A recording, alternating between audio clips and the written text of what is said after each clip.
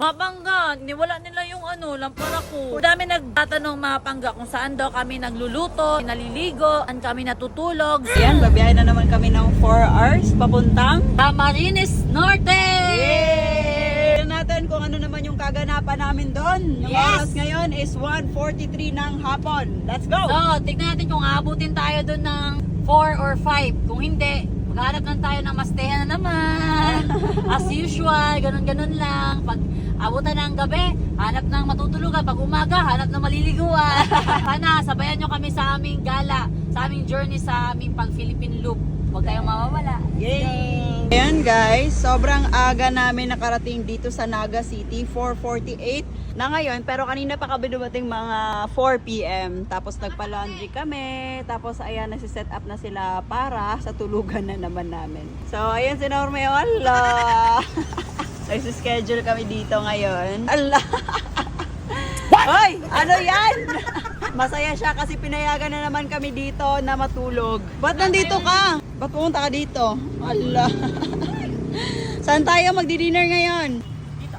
Dito? Allah! Yo yo yo yo yo yo! Yo yo yo yo yo yo! Ho! Oh! Oh! Yo yo yo yo yo yo! Yo yo yo yo! Ayan guys, itatayo na naman nila yung bahay nila. Hindi kami magsasawa sa pagtayo ng bahay kasi dyan lang talaga kami matutulog. Pero ito talaga yung nilulook forward namin sa Philippine Loop guys. Na makapag-try na ganito. Dito lang tutulog, tapos kahit saan maliligo.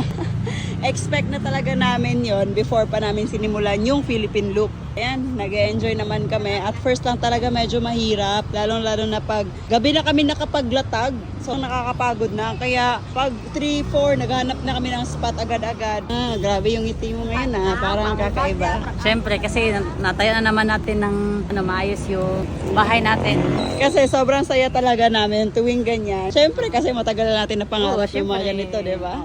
Tapos pang ano na pala natin ngayon, pang 8 days. Oo, pang 8 days Pero na. nasa Luzon na tayo. Oo. Pero babalik tayo Luzon, ikot, tapos Visayas, Mindanao. Before natin ikutin yung buong mundo, ikot muna tayo sa buong Pilipinas. Oy, congrats! Congrats kasi kanina pa sila nag-aaway na nawala yung power bank. Oh, kasi mahal pa naman ko. Oy, kapitbahay! Hi! Ang aga niya naman naglatag ng bahay. Alright mga panggaso, na kami matutulog sa may pili. And tingnan nyo naman nasa likod ko. Nakikita nyo si Abante tsaka yung bahay natin. Tapos tignan nyo dito sa likod anong mga kaganapan dito. Hoy! Oy! Diyan kayo nagluluto! Naku! Paalam ba kayo dyan, Day? Nagpaalam, ay.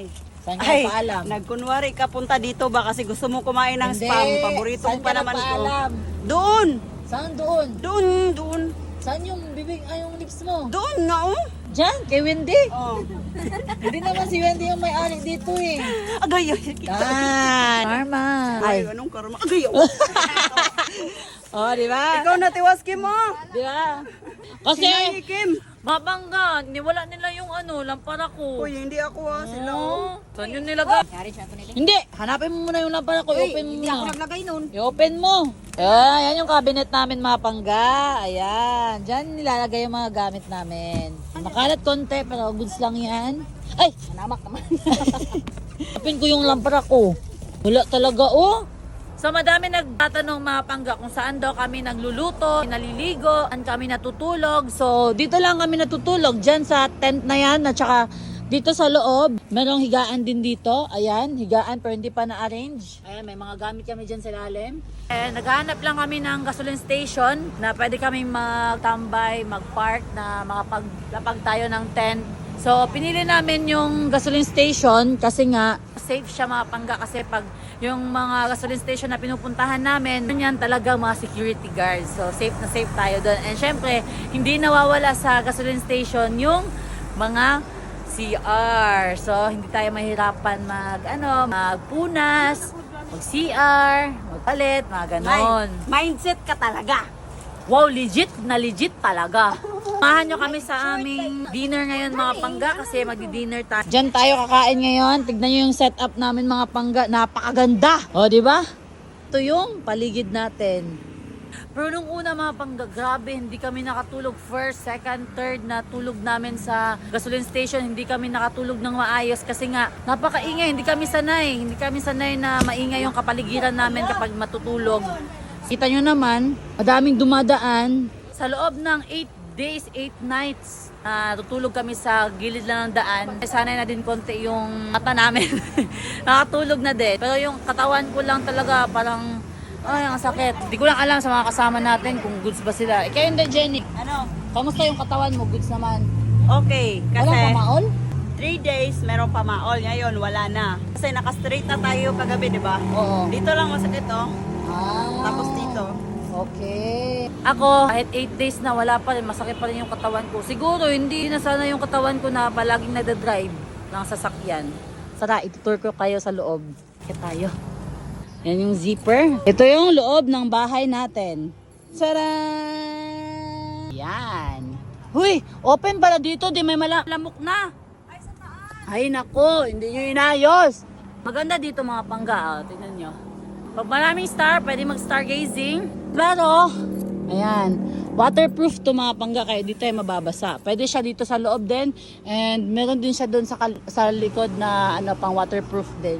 Dito tayo natutulog, ganyan tayo. Ay, sarap. Ganyan lang, kasimple. Grabe.